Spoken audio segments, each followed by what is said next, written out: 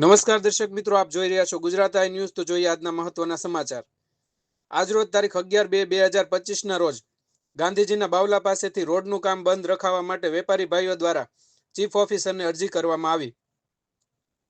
તળાજામાં આવેલ ગાંધીજીના બાવલા પાસેથી વીર આહિર દેવાયત બોદરના બાવલા સુધી જે રોડનું કામ ચાલુ છે તે બંધ કરી જૂનો રોડ ખોદીને નવો રોડ બનાવવો તે હાલ ચાલુ કામે આસપાસ રહેણાંક ધરાવતા અને દુકાનદારો તેમનો વિરોધ કરી રહ્યા છે।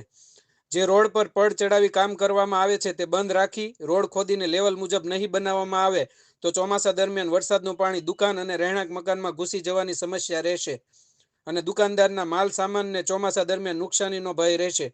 તેથી જૂના રોડને ખોદી નવો રોડ બને તેવી લેખિતમાં અરજી ચીફ ઓફિસરને આજરોજ કરવામાં આવી હતી।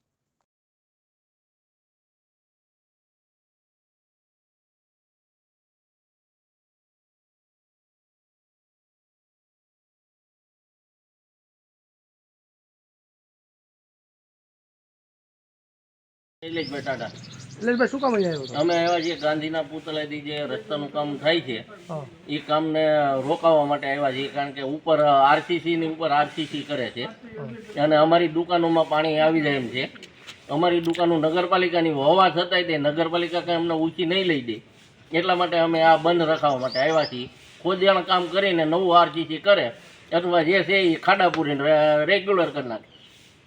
તમે કોને કોને જાણ કરી છે? અમે આમાં કરી છે મામલતદાર, પછી તાલુકા વિકાસ અધિકારી, ડેપ્યુટી કલેક્ટર, નાયબ નિયામક શ્રી ભાવનગર।